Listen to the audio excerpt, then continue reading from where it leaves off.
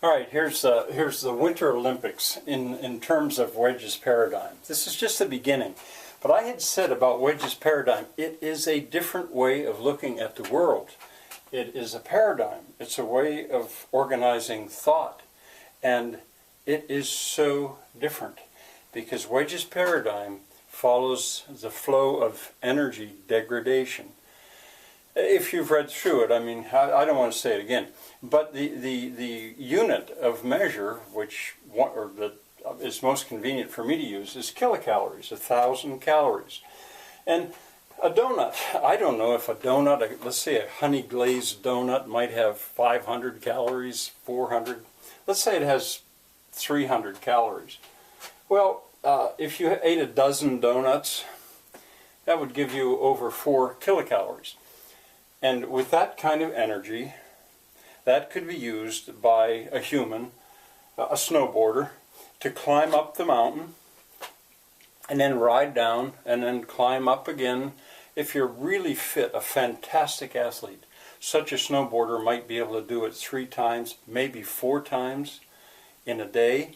But with 4,000 kilocalories, or 4,000 calories, 4 kilocalories, that should be enough energy to be able to accomplish that. Of course, it would be like digging a hole and then refilling it, climbing a mountain and then coming back down. It's hard to see where the work is, but that's cultural. All right, so 2 to 4 trips for snowboarders.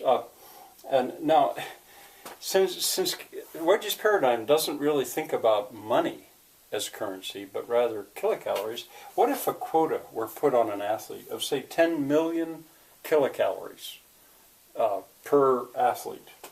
10 million kilocalories was your quota. That's what you could use. It might seem like, whoa, that's so much more than that.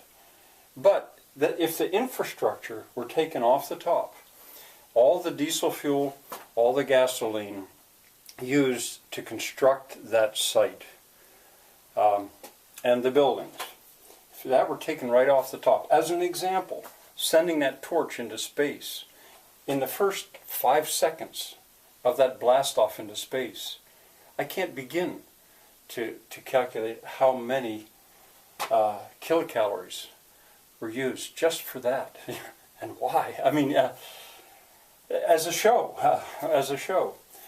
But so that would be taken off the top, taking it to the North Pole. The burning of the torch, which would be nothing compared to that.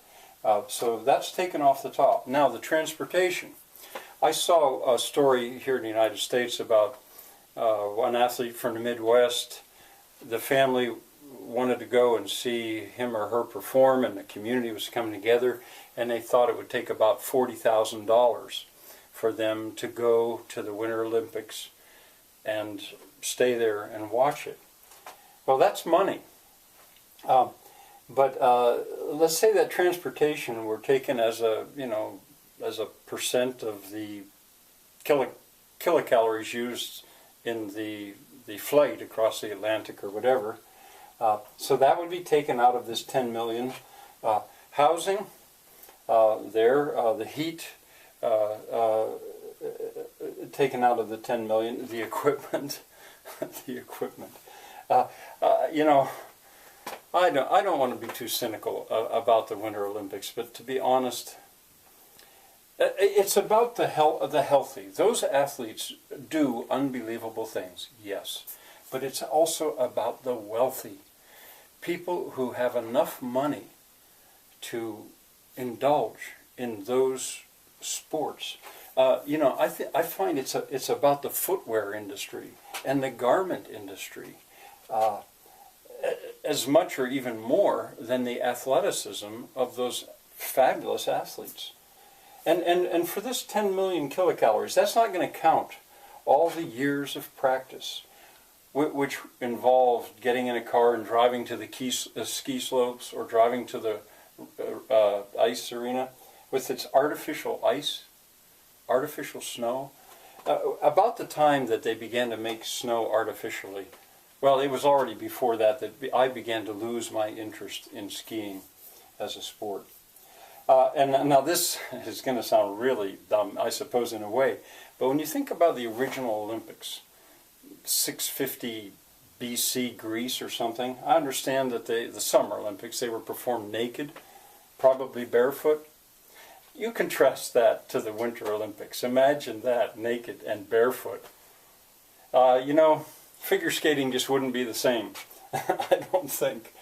So anyway, you know, and I'm really sorry that this sounds so cynical. And I don't really mean it to be that way, because this is not the way people usually look at such things. But I look at it, that's why I say my universe changed about 40 years ago, and I have looked this way. And it seems to me that so much of the Winter Olympics can be seen in terms of a display of the ability to degrade so much energy by the individuals, by their families, and by a nation like Russia, celebrating the fact that it could do that. Well, I said I was a little bit nervous about this, but I'm serious when I say this is a different way of looking at things. We'll see if you make comments. Bye for now.